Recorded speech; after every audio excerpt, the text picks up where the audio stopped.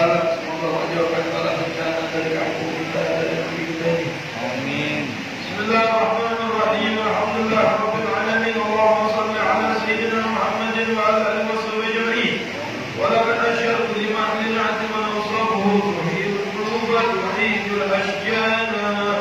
Wallahu qad athna alayhi fama yusawwi qawlu minna aw yakunu thanana. Lakinna hubban fi sara'ir qad da'a liman sawwati rabbina wa adana.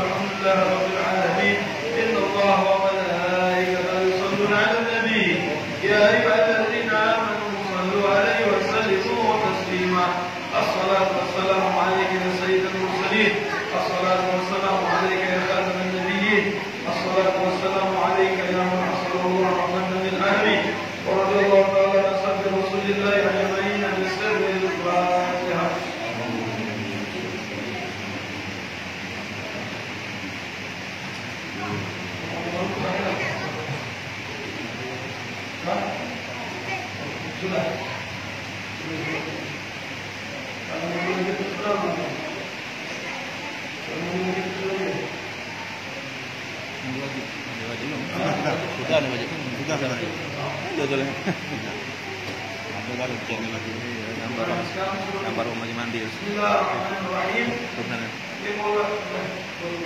Sekarang mulai. Lambingnya, begini. Masuk. Bismillahirrahmanirrahim. Assalamualaikum warahmatullahi wabarakatuh.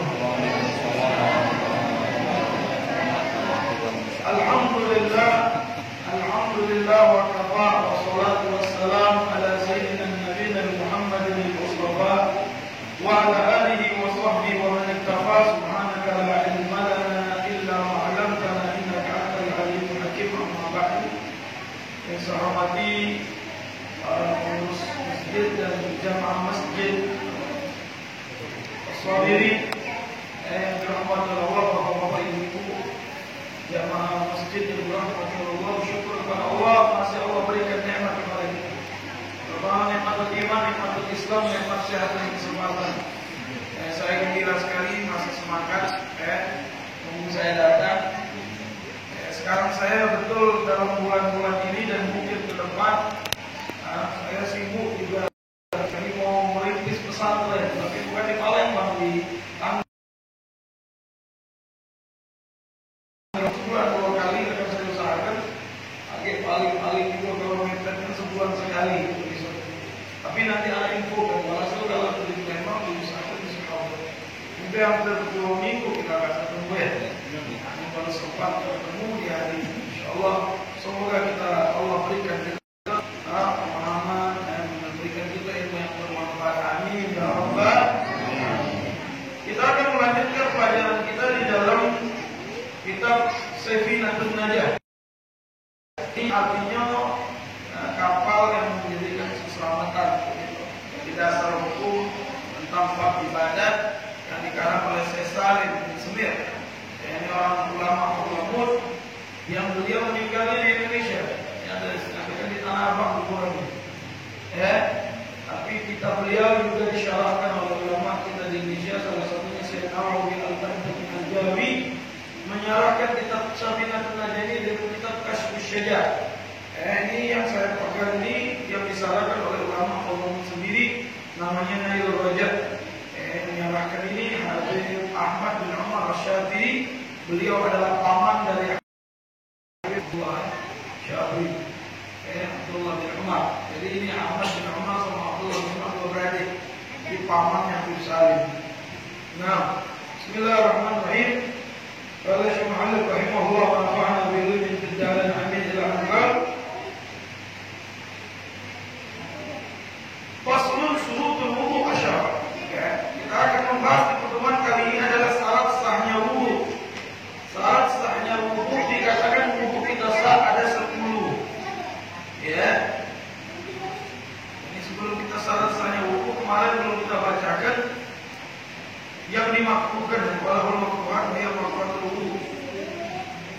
Kemarin kita membahas tentang orang yang mandi wajib ya. Kita belum bahas tentang yang dimakruhkan bagi orang yang belum mandi wajib. Ya. Yang bagi orang yang belum mandi wajib dimakruhkan semua yang dimakruhkan ketika kita berwudu. Dimakruhkan tidur. Ya. Tidur lagi misalkan kita dalam keadaan junub berhadas besar, kalau mau tidur wudu dulu. Kalau langsung tidur dimakruhkan hukum sunnahnya wudu dulu. Ya. Begitu juga jima. Dia lagi dalam keadaan junub, dalam keadaan habis jima, mau jima lagi misalnya, wudu dulu. Kalau enggak makruh wudu. Walaupun itu enggak apa-apa. Halal kalau istri. Tapi tetap dianjurkan berwudu kembali. Baru biar enggak jadi makruh. Kemudian makan. Kalau kita lagi keadaan junub, lagi keadaan hadas besar, belum mandi, sudah bersih, kalau ibu-ibu sudah bersih dari haid belum mandi, dimakruhkan makan dan minum. Kalau gak makruh jangan wudu dulu sebelum makan dan minum, wudu dulu. Walaupun dalam keadaan minum belum mandi, wudu dulu. Boleh makan boleh minum. Qabla wudu, ini sebelum wudu dimakruhkan. Kalau sudah wudu baru berapa? Baru boleh. Wa ghaslul farj dan membasuh kemaluan. Jadi sebelum wudu hal-hal ini dimakruhkan. Bagi orang yang junub, sebelum wudu dia tidur makruh. Bagi orang yang junub sebelum wudu dia berhubungan lagi makruh. Bagi orang yang junub sebelum dia nak makan, dia makan sebelum wudu makruh. Jadi wudu dulu baru boleh kali. Kalau kita dalam keadaan junub belum nak mandi, kita wudu dulu kan. Jadi tidak makruh nak tidur, tidak makruh nak mandi. Itu datang lagi hukuman itu tidak makruh, nak makan nak minum tidak makruh. Kenapa? Karena sudah wudu, dan menyuci kemaluannya sebelum wudu. Wa mithluhu min qabla haid wa nifas illa bil jima' fa innahu yahrum. Begitu juga orang yang putus nyambung haid dan nifasnya, tetap dianjurkan kalau dia ini mithluhu, sepertinya yang terputus haidnya atau nifasnya. Maksudnya ibu-ibu lah bersih haidnya, atau lah bersih dari nifasnya, darah istihadah itu darah bersih haid itu lah bersih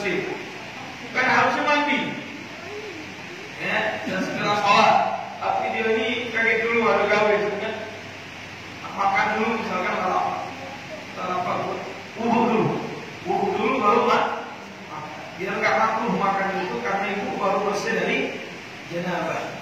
Ya. Ini. Illa bil jima'. Nah, kecuali berhubungan maka haram. Harus mandi dulu. Jadi ibu-ibu ini baru bersih dari haid. Tidak. Lakinya nak berhajat. Tak mana yang dilakukan dia tidak haram. Apalah halal binian itu stabil. Tapi dia ini baru bersih dari haid. Tak mana mandi wajib dulu baru boleh didatangi. Ini orang awam tidak tahu. Akhirnya sekalian mandi wajib haram hukumnya berdosa. Jadi jangan ambil bersih dari haid itu mandi dulu. Walaupun mandi cuma mandi wajib. Tak tersabun dia. Mandi wajib kemudian baru boleh didatangi. Besok kan lagi mandi lagi berarti dulu lagi. Ya, tapi kalau dia ngomong, kalau berwudu beda cukup bebek. Untuk hal ini tidak cukup. Beda sama makan. Karena kok karena bersih dari haid diikuti, bersih dari nifas. Harus mandi dulu baru boleh didatangi. Kalau dia wudu bebek itu cuma boleh makan, minum dan hidup. Tapi kalau untuk berhubungan jima harus mandi dulu baru boleh didatangi. Ini dalam hukum Islam, dalam ajaran kita, ajaran Nabi Muhammad. Dan di mazhab kita dengan jelas dijelaskan secara detail.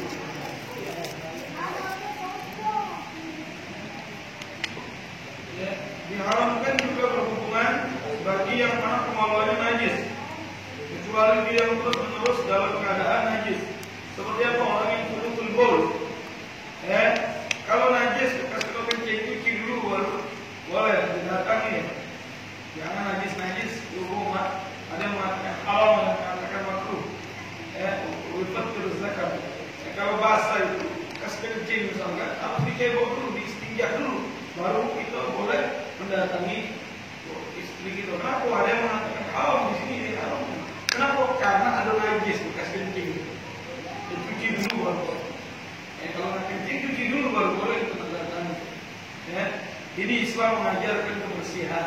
Kenapa menjelaskan? Karena ini masalah Nah, masuk kepada fasal berikutnya, syarat sahnya wudu ada 10. Yang pertama,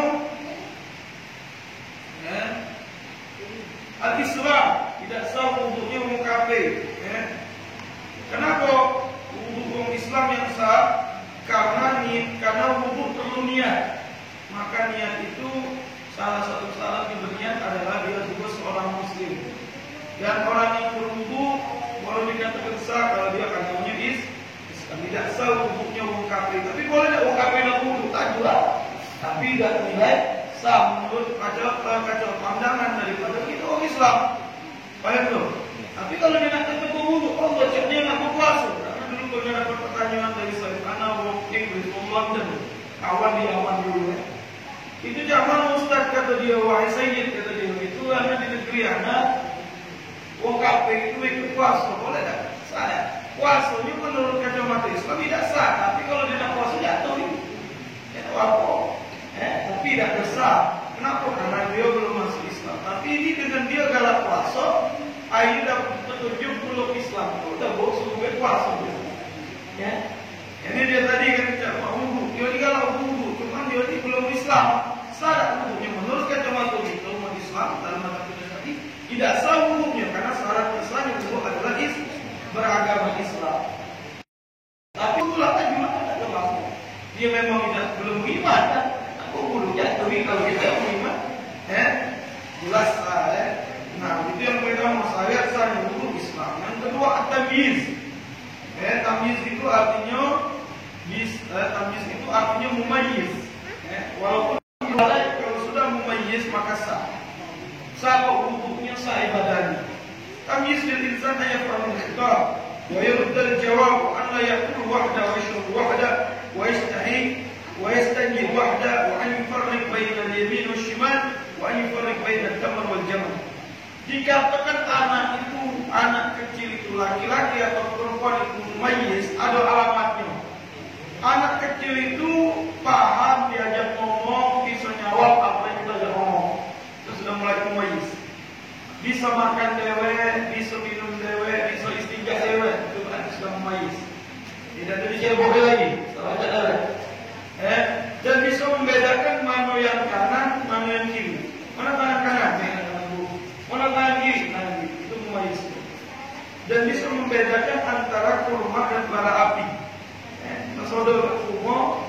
laki-laki itu tahu di kumo. Ini bahasa. Ini kenapa kalau diibaratkan dalam kitab ini bisa membedakan antara kurma dan berapi? Ada ceritanya ini. Nah, namanya ceritanya bedakan ini karena kamu sabar tadi ada cerita. Ini ceritanya di zaman Nabi Allah Musa alaihissalam. Di zaman Nabi Allah Musa alaihissalam, Nabi Musa alaihissalam itu Fir'aun bermimpi bakal ada anak laki-laki yang lahir. Anak laki-laki yang lahir nanti di zaman bumi yang akan mengalahkanmu dan menghancurkan kejayaanmu. Akhirnya dia mengumumkan setiap anak laki-laki yang meninggal, yang lahir di tahun ini tangkap dan bunuh. Boleh nggak tahun ini? Dahsyat. Akhirnya termasuk Nabi Musa. Akhirnya ibunya takut, dibuat penyelawanan di ayat. Dia juga anaknya ini juga wadah tempat itu tertutup di Sungai Nil. Ketika itu istrinya Fir'aun, siapa istri Fir'aun? Sayyidatina Asia. Sayyidatina lagi mandi di pinggir sungai Nil. Nyingok ada budak kecil kalau mandi di bawah juga.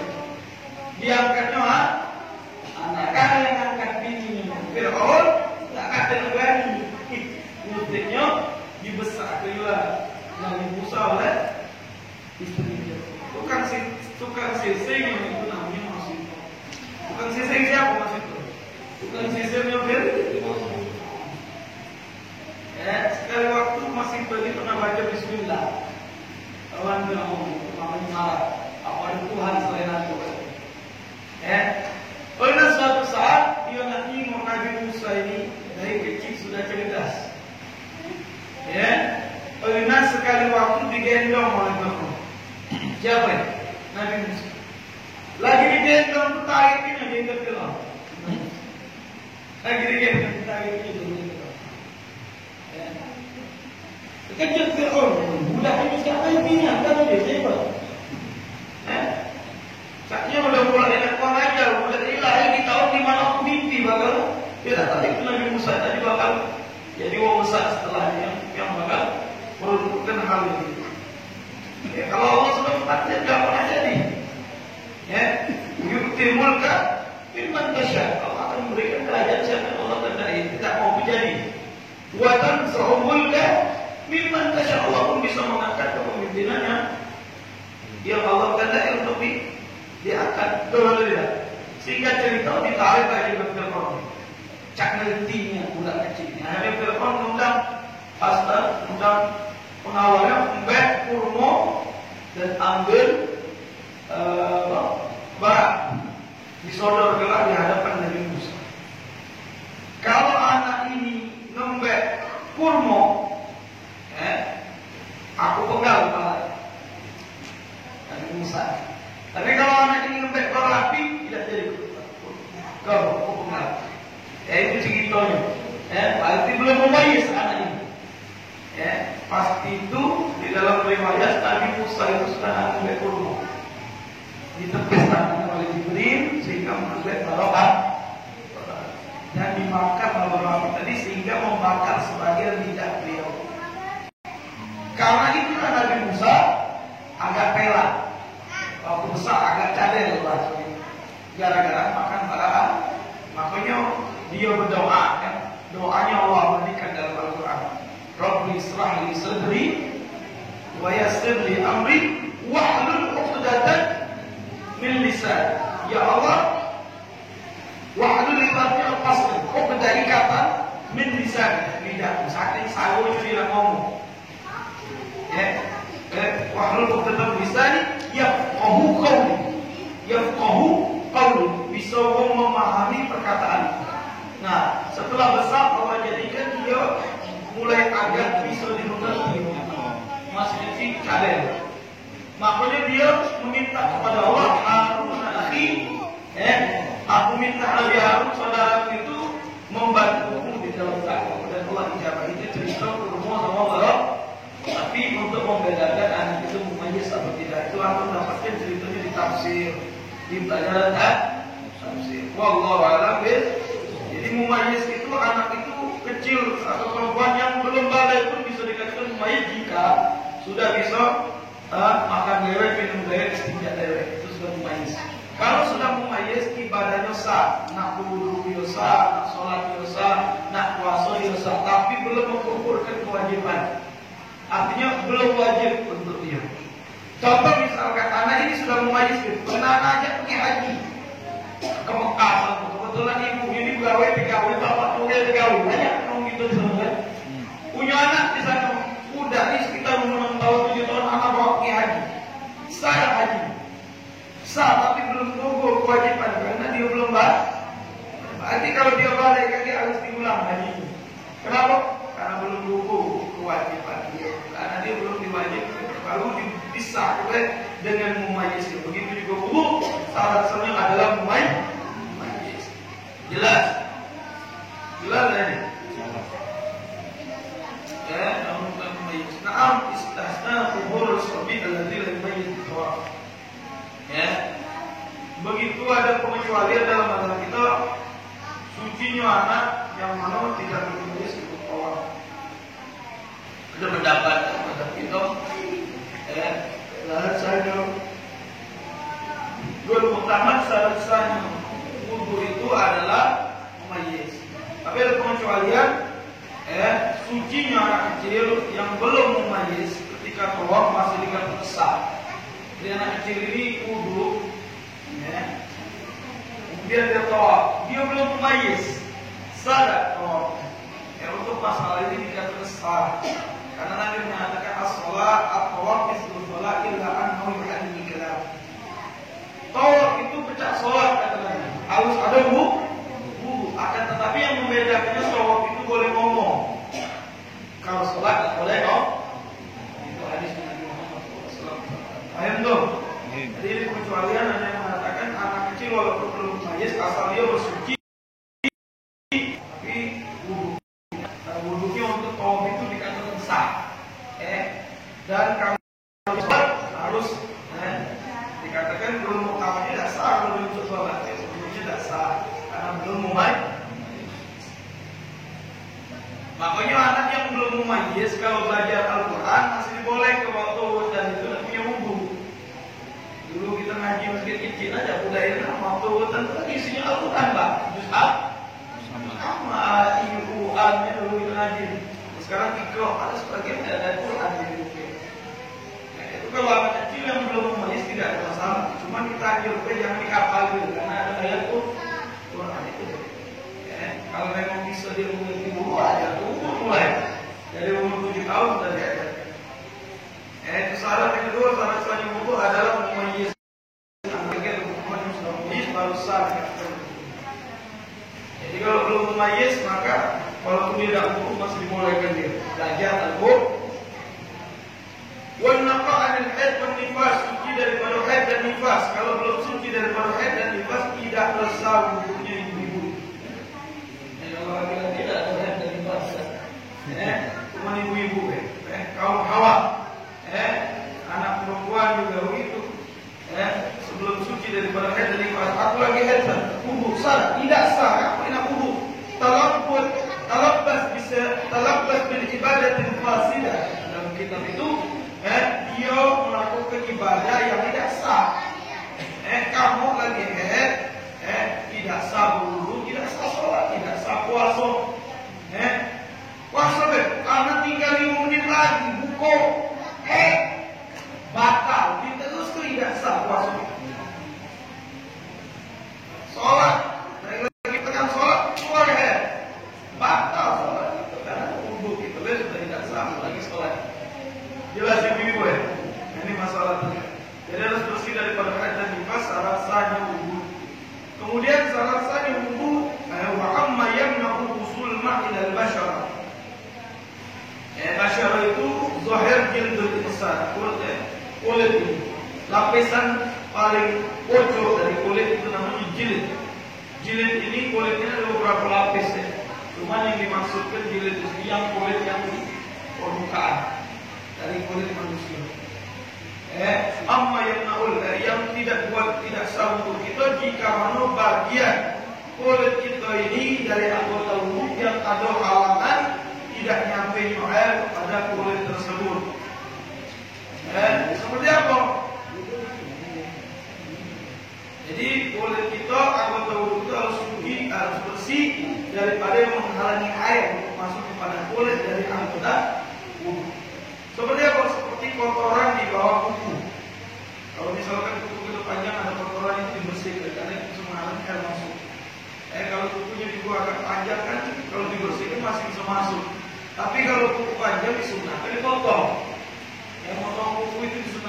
itu hari.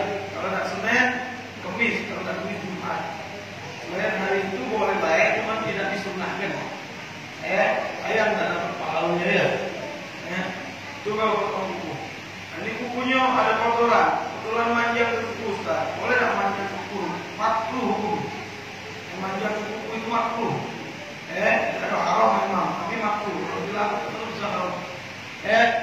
Sunnahnya boleh, sunnahnya dipotong kuku itu, dirapikan. Cara potong kuku itu harinya, cara potong kuku diajarkan.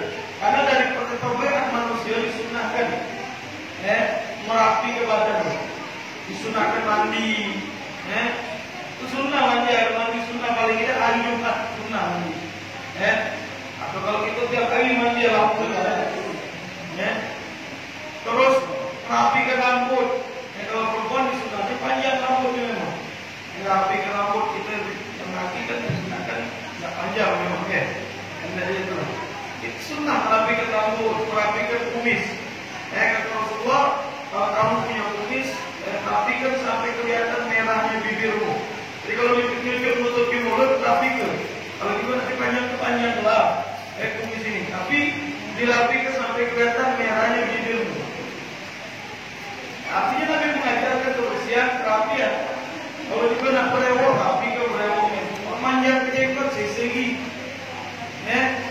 Ini kalau jenggot sunahkan dirapikan, dipotong habis haram, dipotong untuk bisa tumbuh lagi cuma makruh dan dibolehkan. Anak potong tidak tumbuh lagi. Tapi kalau jadi potong habis kalian anak tumbuh lagi itu makruh, karena tidak berjalan al-lihya sunnah Nabi manjang jenggot. Daripada fawaidnya banyak sekali jenggot ini, daripada salah satu fawaidnya yang memanjangkan jenggot akan digantungi malaikat yang memohonkan ampun bagi kita. Jenggot ini daripada manfaatnya menjauhkan penyakit. Diteliti oleh dokter kalau ada virus atau apa penyakit itu tersaring kalau jenggot kita begitu apa. Ini penelitian baru, ternyata sunnah Nabi itu pasti mengandung manfaat. Ini untuk ulama baru, ibu-ibu dan sunnah jenggot. Tadi udah jenggot belum. Anak-anak masih kecil, salah dulu, masih kecil jadi mungkin umur 4 tahun. Aku yang pengen berjenggot, ya belum kurang kaget Jadi yang sudah nak jenggot, tengok itu jenggot. Sunnah ya, kalau memang tak KTP, ya udah apa boleh buat, cuma nak kaget. Yang penting ada niat. Kalau misalkan suatu saat tumbuh, anak pengen berjenggot, ikuti Nabi Muhammad. Kemudian menyampaikan ayat kepada kulit. Apa yang menghalangi seperti kotoran jiwa, kuku, walaupun dari keringat atau dari tanah atau dari yang lain, harus dibersihkan. Apa juga yang menghalangi kulit dan menyampaikan ayat, yaitu duhun. Tahu duhun? Duhun itu minyak. Minyak yang modelnya cair atau yang modelnya apa namanya sudah beku. Kalau sudah beku itu kayak vaseline. Vaseline kalau di Arab kalau musim kering kami pakai vaseline yang itu dijual kalau musim kering. Atau kita vaseline yang di Indonesia sudah cair. Padahal APOP yang menghalangi masuknya air berupa minyak kelapa kayak itu, minyak urut kayak itu ya, minyak sayur kayak itu, minyak yang sama model ini lembab seperti vaseline apa lembab itu menghalangi air masuk. Jadi harus dihilangkan sebelum kita berwudu. Karena bisa tidak sah.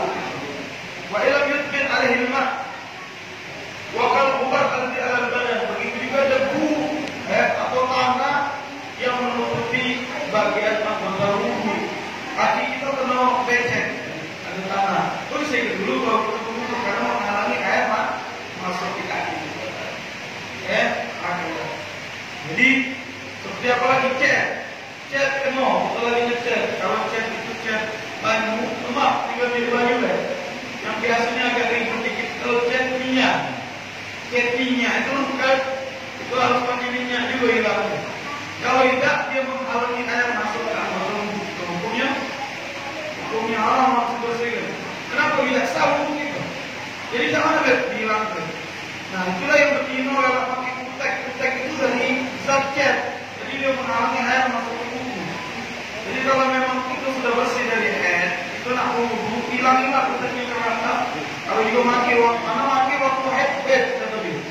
Asuji saya kudu anak wajib anak ini sah, cuma bagian ini belum terangkat adatnya. Jadi jangan hilang tertutup karena dia dibuat dari zat itulah dicat itu sehingga mengalir air masuk. Yang boleh itu dalam Islam pakai kaca ya. Kita kalau pakai kalau buat buatan itu apa namanya? Namanya kalau itu ngomongnya kaca. Enak coba sayap. Hah? Daun itu, daun kaca. Tidak tahu bahasa Jawanya apa? Namanya, daun kaca itu dia itu cuma meninggalkan warna, tapi tidak meninggalkan zat yang menutup. Jadi kalau dia kita pakai di kuku atau di kulit kita, pakai zatnya itu yang daunnya itu kita boleh saja lepas. Dia meninggalkan berkat warna, dan warna itu lama-lama akan memudar, dia tidak menghalangi air untuk masuk ke bagian anggota tubuh. Maka tidak ada masalah kalau dia pakai henna untuk jadi pacar kukunya, kulit tangannya atau rambutnya dia merah ini ya. Yang juga putih kalau warna merah itu sunnah itu. Pakai henna tadi, pakai daun bukan pakai pewarna rambut. Karena ada beberapa pewarna rambut itu menghalangi dan masuk ke bagian rambut itu. Sudah tahu. Jadi zaman modern ini macam warna rambut boleh tak? Memang mau tanya hukumnya. Warna rambut boleh kalau warna merah atau warna kuning yang dibuat dari daun henna tadi. Dengan semakin kalau ini model sudah henna model ini selagi bahan dasarnya henna cuma mewarnai tanpa zat kimia maka boleh. Tapi kalau yang sekarang ini ada yang ada zat kimia warna. Itu sebagai ulama mengatakan tidak boleh, ada yang memakruhkan, ada yang mengharamkan. Tapi yang dibolehkan itu disunahkan yang memang bersumber daripada zat daun pacar ini. Enak, jangan menutup lawan ini betul ya. Itu masih dikatakan sah. Dan dikatakan haram kalau warnanya warna hitam atau menghitamkan rambut. Itu pertama kata itu haram hitam ke rambut. Sekarang ini kami tidak hitamkan ada sampo kayak ini untuk menghitamkan rambut. Kalau memang sampo itu mengandung zat yang bisa menghitamkan rambut itu, hukumnya haram. Kenapa? Karena menghitamkan rambut di dalam satu syari'i hukumnya haram kecuali dalam satu kondisi dibolehkan. Kapan itu? Kalau kita nak pegang. Kalau kita nak pegang, strategi untuk takut musuh yang foto sudah rambutnya putih ini berubah, dibolehkan menghitamkan rambut biar jimat mudah. Itu ya, satu kondisi itu aja dibolehkan menghitamkan rambut. Sisanya haram. Yang boleh ngegai dengan daun kaca atau dengan yang sejenisnya henna ke apa sekarang habis bahan itu sempit itu. Ada habis yang gondrong warna merah rambutnya sekarang itu pakai henna namanya, pakai henna. Yang kalau anak belum manjangin rambut, kaget lah itu. Dulu pernah sekali waktu manjangin rambut itu sunnah sampai bahu. Nabi pernah memanjangkan rambutnya dan Nabi pun pernah rambutnya pendek dan Nabi pun pernah rambutnya habis. Ini bukan sekedar panjang rambut, makanya kalau panjang rambut itu niat ke, jangan panjang ke. Jauh berantaran lagi kalau manjangkannya dia ngikuti niat nak ngikuti Nabi dapat pahala. Kalau dia nak pegang rambut bukan nak keren banget, nak pegang rambut nak ngikuti Nabi Muhammad kalau dapat pahala. Wah nanti minggu keren banget, apa lagi banyak pegang rambut ini, ustaz pegang rambut. Ya kalau nak ngikut itu bertanya dulu, apa tujuannya ustaz? Kita dimanjang rambut, ngikuti Nabi Muhammad kalau dapat pahala. Tujuannya kita ini memancangi rambut, mengikuti Nabi Muhammad. Kalau bertahu, kalau nak pegang aku mengikut tren, selesai dapat tren, dapat sunnah. Yang membedakan di niat dalam perkara ini. Silakan nak panjang rambut, kalau ini tapi pakai yang benar ya. Jadi kalau nak panjang rambut itu siap untuk perawatnya, menyisirinya, diambil ke Nabi itu, terdahan ribban yang ada dalam hadis. Rasulullah itu pakai minyak rambut juga, tapi tidak setiap hari, berkala. hari iya, besok tidak, besoknya lagi. Dan minyak yang bernabi dulu minyak zaitun itulah. Ya, kata jadi ini apa dia macam-macam sekarang ni, minyak kapur ini, boleh, minyak kapur itu boleh, asalkan dia tidak menghalangi air masuk ke kita. Kebanyakan yang sekarang ini bisa masih masuk dalam kita, karena kan perawatan yang penting sebagian air. Nah, minyak kapur yang sekarang ini masuk air atau masuk, bisa masuk. Cuman kayak dia tadi kalau yang dia mewarnai dengan kimia, itu ada sebagian zat kimia yang bisa menghalangi air masuk ke rambut. Tapi kalau minyak rambut itu kebanyakan masih bisa, banyak meresap, karena dia kan rambut ini kan 3 helai di dalam bagian kepala itu masuk saat dalam bagian rendah. Syakir, paham tu? Kalau bulu ketek itu disunahkan di dapur. Kalau tak sempat di suku. Apa bulu ada namanya bulu hangat.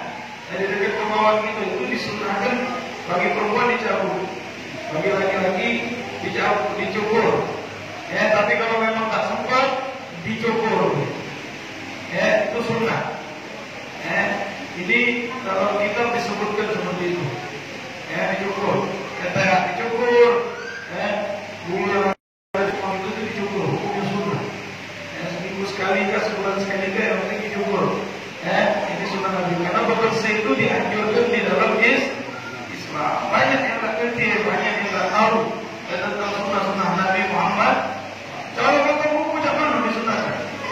Kalau potong kuku itu macam kamu ke depan. Dimulai daripada kanan, ditutup di kanan. Dimulai dari kanan. Ibu perhatikan bu, cara potong kuku. Ini sunnahnya ibu. Dimulai dari kanan, ditutup di kanan, jadi kita berdoa. Mulai dari telunjuk kanan, telunjuk jari tengah, jari manis, jari kelingking ke kiri, jari manis kiri, telunjuk tengah, jempol, nanti tutup di jempol kanan. Itu kalau kita potong tangan, kuku kanan itu sunnahnya itu. Kalau potong kuku kaki dari mulai kelingking kanan, terus lurus kepada kelingking kiri. Itulah, itu sunnah. Tapi kalau kasar tidak dapat sunnah, tapi dapat sunnahnya potong kuku juga tidak dapat sunnah, caranya tadi. Kalau nak ikuti sunnah Nabi itu tanya dulu, macam mana cara Nabi potong kuku. Jadi dapat. Dan disunahkan setelah potong, zaman dulu pakai batu, untuk biarkan kalau dipotong kan mantap pada. Kalau sekarang dipotongan kuku itu ada cak gigi-gigi, itu tujuannya apa? Untuk melapor ke biar tidak mantap. Itu juga sunnah. Zaman Nabi pakai batu seperti itu. Zaman kita sekarang sudah ada cak besi. Setelah itu disunahkan dicuci. Sisa yang jadi pas kita gesek itu, apa cak ada getarnya, dari kuku. Disunahkan dicuci. Biar apa? Biar kalau kita misalkan gatal kalau tidak menyebabkan penyakit kulit. Dari sisa kuku itu pun dianjurkan nanti setelah potong kuku dia sudah dicuci. Dan kamu betul tahu tapi kalau Nabi sudah mengajarkan. Semoga Allah. Intinya syarat sahnya wudu adalah menjauhkan semua yang masuk di bagian anggota wudu yang tadi kita bahas. Itu syarat yang ke berapa tuh? Yang keempat ya. Oke, kita lanjut lagi di pertemuan yang akan datang sampai akan kelima. Karena sudah malam ini. Ada pertanyaan tak sampai sini? Pokok. Soal.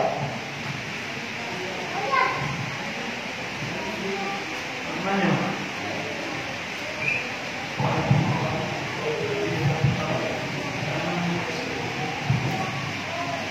Pokok ada yang mau bertanya?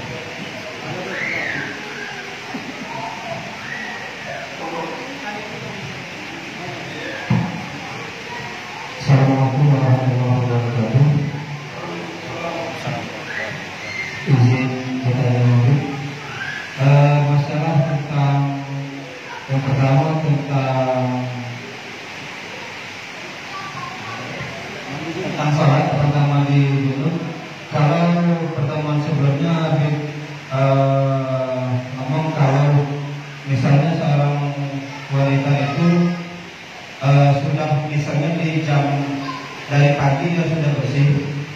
Tapi ada kalanya wanita itu menunda mandi sampai ke waktu asar. Itu kalau tidak salah pertemuan kemarin ada bilang bahwa wanita itu berutang sholat. Jadi kalau misalnya dari pagi sudah habis tapi belum mandi wajib dan asar dia baru mandi, artinya dia sudah lewat satu sholat Dan wajib dirogoh. dan wajib dirogoh. Nah, bagaimana kalau kebalikan itu? Kalau seperti tadi ada kan memang kita ini menunda waktu sholat. Misalnya sekarang zuhur jam 12 dan kita sholatnya baru jam 2, kemudian pada saat akan sholat wanita atau misalnya kita sendiri laki-laki ada uzur, misalnya kalau wanita dia datang haid atau kita misalnya misal kecelakaan atau yang menyebabkan tidak bisa sholat, apakah itu juga menjadi hutang sholat bagi kita? Nah, yang kedua, kalau misal kita sedang junub tapi kita baru sadar kalau kuku kita panjang. Nah, apakah dalam kondisi junub itu kita boleh memotong kuku atau mandi dulu baru potong kuku? Dengan pertanyaan. Assalamualaikum warahmatullahi wabarakatuh. Waalaikumsalam warahmatullahi wabarakatuh. Pertanyaan yang pertama, jadi daripada mewajibkan mandi adalah bersihnya perempuan dari haid dan nifas. Kalau sudah bersih itu artinya kalau dimasukkan ke apa sudah putih walaupun ya boleh. Nah, maka wajib mandi. Misalkan dia masuk waktu isya inilah bersih, wajib mandi kemudian sholat isya. Ada sebagian ibu-ibu yang awam ini ma'dzur, dia kalau sudah tahu jangan diulang lagi.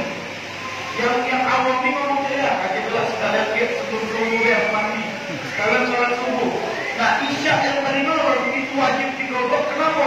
Karena itu sudah hilang penghalang, namanya zawalul mani. Dalam kita itu namanya zawalul mani, penghalang dia hilang, harusnya mandi dan sholat, tapi si ibu ini mundur karena thinking dia sekalian. Jadi kalau dia awam dima'dzur, karena dia awam dimaafkan. Tapi kalau dia tahu hukum wajib mandi dan sholat isya, ayo, itu maksud anak kemana penjelasan. Ini unsur ini bagi awam.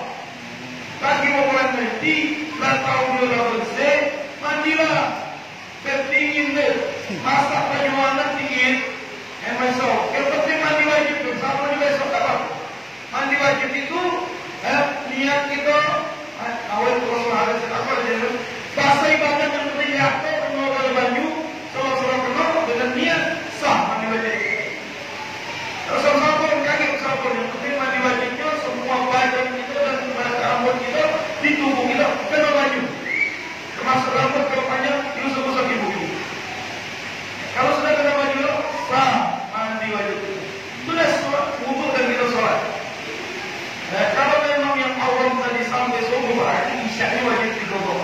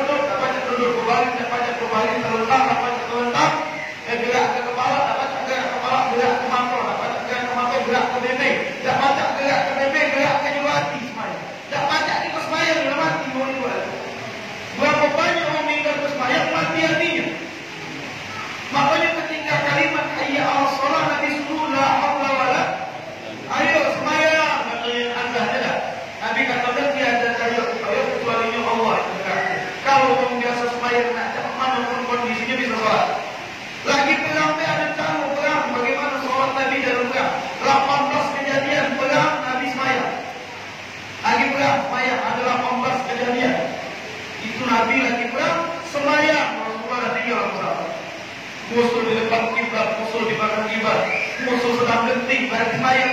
Bismillahirrahmanirrahim. Alhamdulillahirabbil alamin. Lagi pegang terus mayat besok. Ala hasabil hal dimudahkan dalam syariat kita khususnya umat Nabi Muhammad. Jadi dah kata uzur tinggal semuanya. Uzur lahir iya. Tadi kalimat hadis Nabi, siapa yang lupa melakukan solat. Uzur mungkin dah kerti hukumnya, mungkin dia lupa itu karena kesibukan. Uzur lain. Semua tak kalau kemudian dia ingat kalau belum keluar waktunya solat. Kalau tak keluar waktunya berarti kok la kafaratu laha illa bi fi'liha. Tidak bisa berdosa meninggal kesembahyang kecuali melakukan doa. Artinya menggogoknya. Cak ibu tadi karena dia tak tahu, kan berarti lupa dia. Lupa karena tak tahu, tak pernah lagi. Akhirnya tak belum mandi, sebelum mau mandi. Berarti isyaknya wajib digorok. Kalau memang dalam nanti masih dia lakukan, berarti mungkin dia lupa, maka wajib digorok.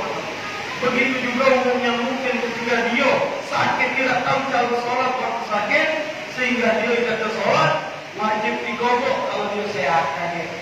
Kenapa? Berpatokan dengan ini hadis tadi, Nabi mengatakan, man nasiya sholat, thumma dzakarahu, la kafaratu laha illa bidzikra. Siapa yang lupa melakukan sholat, sengaja beda, kemudian dia ingat, dia belum melakukan sholat itu, maka tak acak tembus dosanya kata Nabi, kecuali melakukan sholat itu. Artinya menggogoknya. Kalau memang ketika dia sakit, dia tak tahu cara sholat, tak mana lagi sakit. Nah itu maksudnya bahasanya dia tidak tahu cara sholat, tak mana karena tak pernah lagi. Kalau pernah lagi tahu cara sholat dalam sakit, maka wajib sholat. Dia tak tahu, udah tak tahu, dia tak sembahyang. Ketika dia sembuh dia wajib digogok. Berapa hari dia sakit? Setahun gogok. Sebulan gogok. Seminggu gogok. Berapa lama itu sakit? Dia sakit 10 tahun, gogok 10 tahun. Kalau mau ada sampai yang penting ada niat, nak kita gogok, berarti kita nak bertaubat sama Allah. Kalau mau kita sampai lama, sampai keseriusan kita itu Allah nilai. Jangan takut, Allah itu menilai. Kata Nabi dalam satu hadis, Rasulullah mengatakan, ketika Nabi mengatakan yuhdafu, akan ada satu kejadian nanti di akhir zaman, namanya Rasulullah Ka'bah. Apa cakap? Abraham akan jadi Ka'bah. Kaget di akhir zaman ada namanya kelompok namanya Sufyan. Dia kaget menghancurkan Ka'bah. 20.000 pasukan. Sebelum nyampe ke Mekah, ditenggelamkan di dalam pasir berlalu. Disisirkan singkok berdua-dua mereka. Yuhzaku bi awwalihi wa akhirihi. Ditenggelamkan oleh Allah dari yang pertama sampai yang akhir ditenggelam. Untuk padang pasir. Di hadis ini disebutkan dia Rasulullah SAW. Wa yub'atsu ala niyatihim. Dia dalam negara ini tapi kaget dibangkitnya tergantung niatnya. Ini ada teman-teman negara, tapi kenapa dibangkitnya oleh kata Nabi tergantung niatnya. Pertama dari rombongan tentara tadi ada niatnya memang hancur ke Ka'bah. Nah dia kepalanya, nah dia beragam itu, maka dia akan dibangkitkan atas niat itu. Ada lagi yang dia mengikut bahkan ini taat sama pemimpinnya. Nah ini mengikut karena kepala apa jenderal aja, ada pemegang, anak saat atasan pejalan pena. Intinya ketaatan ini biar ada dapat rezeki yang halal itu kan aku. Jadi negara masih negara. Jadi apa taat sama pejalan. Kalau di pesawat pakai aku karena dia takut berkhidmat misalkan menjaga kedaulatan negara. Itu ada niatnya akan dibangkitkan tergantung niatnya. Di sinilah pentingnya niat. Kalau niatnya main kena tinggal sholat, ya berdosa. Kalau niatnya memang karena lupa tidak mengerti, Allah Maha tahu, insya Allah diampunkan. Tapi dengan syarat dia menggogok kembali sholat. Paham tuh? Jelas tak ini penjelasan? Dengan dalil-dalilnya. Yang terakhir tadi masalah apa? Junub, motong kuku. Ya, kalau lagi junub, bisa dikatakan dilarang keras, diharamkan memotong rambut sama memotong kuku. Ada yang mengatakan makruh, ada yang mengatakan haram.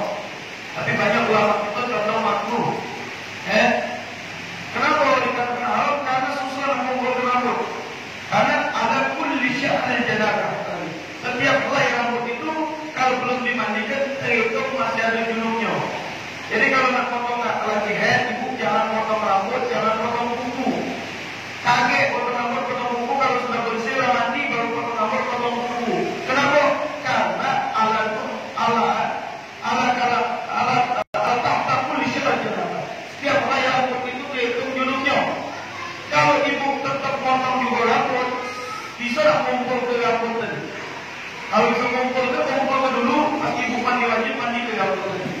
agak ribet. Kuku juga. Boleh anak kan hukumnya makruh. Ada condong pada makruh sebenarnya. Potong kuku tetap lagi ayat ini potong kuku. Bisa nggak kumpul kuku tadi? Kalau bisa, ya udah kumpul ke daging pas mandi wajib mandi gini dulu. Kenapa? Karena ternilai ada janabah. Kali kalau pergi hari kiamat kalau belum kita mandi gitu. Dan yang jadi maka daripada kita bakal waspada itu lebih baik kalau lagi head atau nifas, jangan potong rambut, jangan potong kuku, panjang sudah biasa. Bersih gue. Lagi kalau sudah bersih, dan mandi potonglah rambut, potonglah kuku. Tapi jangan tidak sampo, gatel gitu rambutnya. Sampo apa? Sampo apa? Kukunya juga nanti bersih juga apa? Karena ibu lagi head atau jelas makruh. Ada yang mengatakan haram. Ya, potong kuku dan potong rambut lagi dalam keadaan janabah, dalam keadaan head, makruh.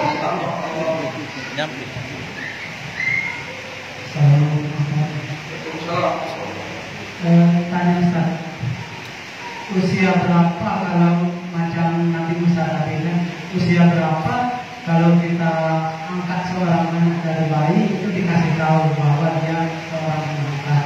Itu yang pertama. Yang kedua, apa hukumnya memajang tanduk rusa? Karena sebagian orang tanduk rusa itu cukup eksotis. Terima kasih.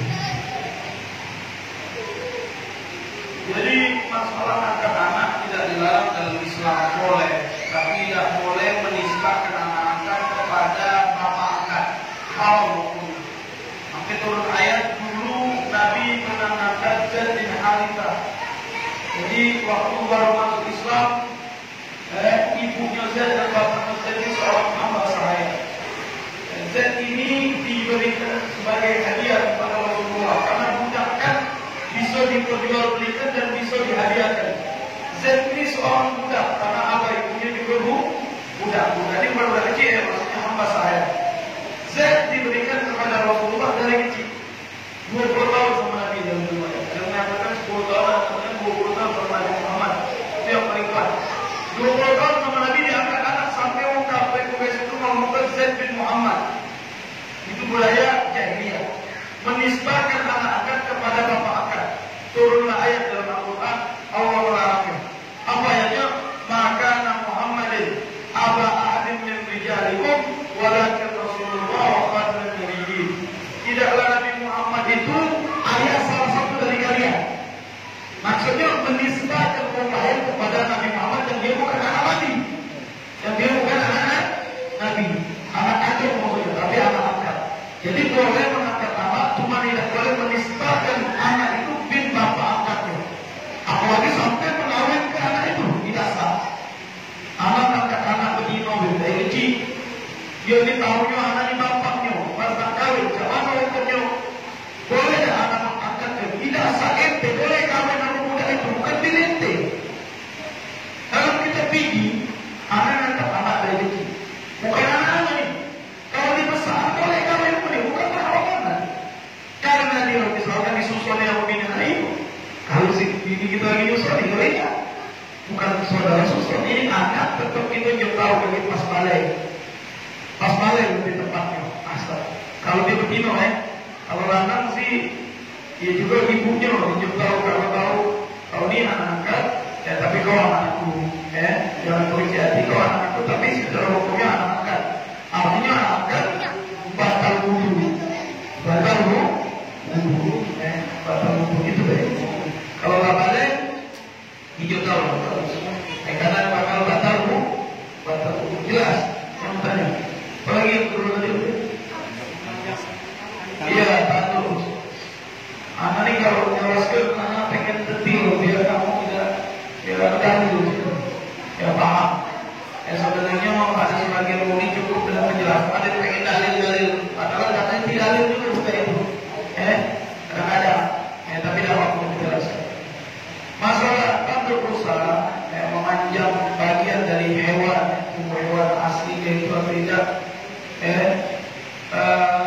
itu apa maksudnya dulu? Apa itu tujuannya? Kalau sekedar sebagai tazayyun biasa tidak ada masalah. Kalau sebagai ulama pakai kaidah begini dari al-wasat itu begitu maqasid. Wasilah itu hukum maksudnya. Kalau maksudnya waktu itu sebagai patok haram. Atau dimaksudkan haram, kalau urusannya sebagai patok yang disebut haram. Tapi kalau cuma sebagai pajangan tidak ada masalah. Tidak lebih dari itu. Masalah gambar juga. Kalau gambar hewan itu sempurna, ada mengatakan haram, ada hadisnya. Siapa yang menggambar satu makhluk hidup dengan sempurna, maka akan diminta nyawa yang di hari kiamat. Ada hadisnya. Makanya dimakruhkan memajang gambar yang sempurna. Makanya aku perhatikan kalau foto-foto Habib ulama itu tidak sempurna sempurna badan. Kalau itu kakinya dan iman, biar tidak masuk dalam kategori hadis itu. Kalau muda juga mungkin terjemah dua kakinya dan hati. Itu tujuannya biar tidak masuk. Cuman persyaratan mereka yang ekstrim sama mereka yang wasatiyah berbeda. Kalau yang wasatiyah intinya jangan sempurna deh. Kalau kepalanya kan penjimbahan samping dulu, risiko paling tidak sempurna harus dulu. Itu di dalam memaknai hadis macam-macam tafsiran ulama. Artinya kalau sekedar untuk biasa tidak ada masalah. Kalau untuk ulama lebih baik untuk anak foto habaib foto ulama terpajang di rumah kita daripada foto artis. Kenapa? Dengan mengingat foto ulama, insya Allah memotivasi kita jadi baik. Anak kita juga termotivasi jadi baik. Kalau mengingat artis, setengah muka awal lagi anak itu nyontok pula. Jadi masalah pula. Jadi kalau nak idola atau idola adalah para ulama, para habaib. Kenapa? Dengan itu nanti kita dikumpulkan. Al-Mar'u ma'aman. Kita akan dikumpulkan dengan siapa yang dicinta. Jadi kita masang foto, masang apa, kalau sekedar untuk hias, membaguskan ruangan. Sama seperti hukumnya memajang apa kaligrafi. Kadang-kadang ayat Quran kan juga masang yang perlu pakai wudu. Kalau yang ayat Quran pakai wudu yang masang. Bagi ayat dulu, kalau yang masang ada kaligrafi yang ayat Quran kan, nak dia ngecat ke, nak dia adabnya, nak dia pakai kayu ke masangnya. Kalau memang dia ayat Quran, saatnya yang masang punyumu. Tapi kalau awam tidak tahu, asal masang kan kita yang sudah ngaji tahu. Insya Allah tidak tahu. Jelas yang bertanya. Jadi kalau batasannya cuma untuk biasa beda, tapi kalau itu diniatkan sebagai yang disebut haram. Moga Allah lindungi kita dari semua yang mau Allah sampai sini. Pertemuan kita malam hari ini semoga bermanfaat.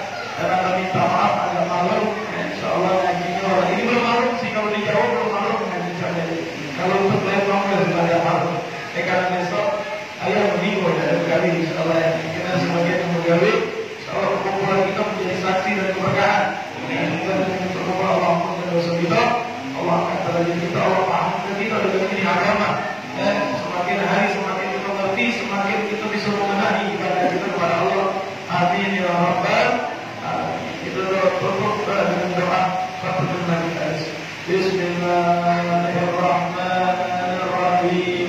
Alhamdulillahi Rabbil Alamin. Allahumma salli ala Sayyidina Muhammad wa ala ali Sayyidina Muhammad. Ya Rabbana atarafna bi annana atarafna wa annana ashrafna ala ma ashrafna fa'tub alayna tawba faghfir li kulli hawba wastur lana awrati wa amin ra'ati waghfir li walidina rabbi wa mawludina والآل والإخوان والسائر الكلام وكل ذي محبة أو جهة أو صحبة والمسلمين أجمعين ربي اسمع فضلا وجودا منا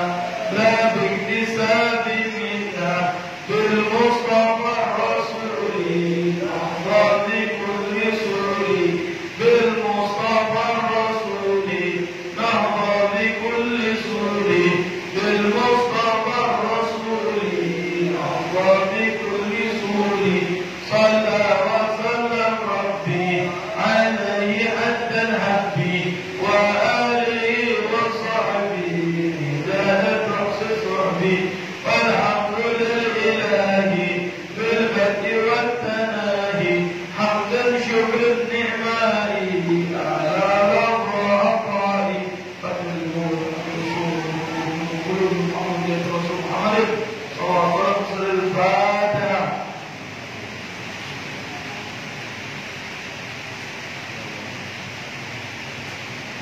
college.